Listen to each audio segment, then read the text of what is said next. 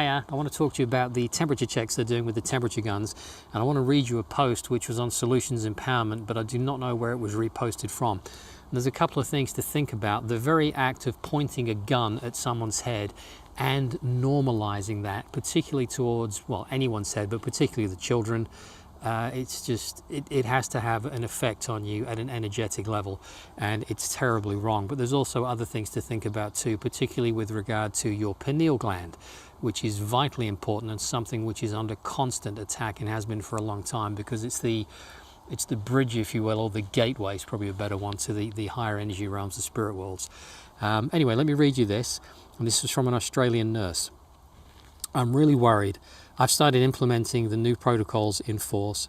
One of my new tasks is taking and recording each person's temperature. I aim for the center of their forehead with my thermometer-shaped gun. I pull the trigger, wait for the beep, and record the temperature. I always apologize to the person before proceeding. After doing this a dozen or more times, I suddenly had a realization. Are we being desensitized to be targeted at the head and also causing potential health issues by aiming an infrared ray to the pineal gland? So I started taking the temperature on the wrist, which turned out to be more accurate given that the forehead is cooler than the wrist and the results differ by more than 1 degree in some cases. I went to a shopping mall and people were lining up to get their temperatures taken by an employee who was obviously not a medic and was not properly educated on how to correctly perform this procedure. Many were shocked when it was my turn and I took the gun that was being directed at my forehead and redirected it to my wrist.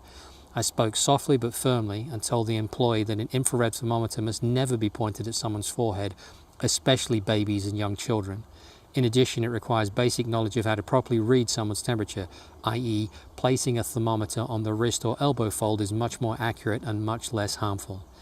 It was very disturbing to me to observe children getting used to seeing an object the shape of a gun aiming at the forehead and without any negative reaction from the adults as if this was normal and acceptable. As a medical professional, I refused to directly target the pineal gland, which is located directly in the center of the forehead with an infrared ray. However, most people agree to go through this several times a day. Our pineal glands must be protected as it is crucial for our health both now and in the future. The pineal gland is a small pinecone-shaped gland of the endocrine system, a structure of the encephalon of the brain. I hope I said that right. The pineal gland produces the hormone melatonin. Melatonin influences sexual development and sleep-wake cycles.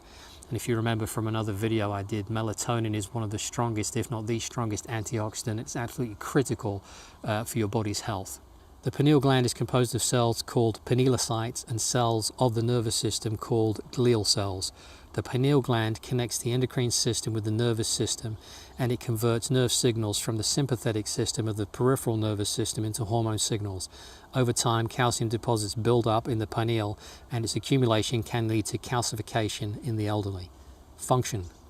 The pineal gland is involved in several functions of the body, including secretion of the hormone melatonin, regulation of endocrine functions, conversion of nervous system signals to endocrine signals, causes sleepiness, influences sexual development, influences immune system function, antioxidant activity.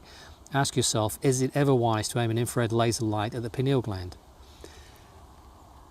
I'm going to leave you to have a think about that one. If you are subjected to those kind of temperature checks, you might want to redirect that to your elbow fold or your wrist to give them a more accurate reading and to avoid any potential health damage that they are inadvertently being trained to cause in you. You guys are amazing. It's always a pleasure to talk to you, and I'll see you in the next episode. Take care. Bye-bye.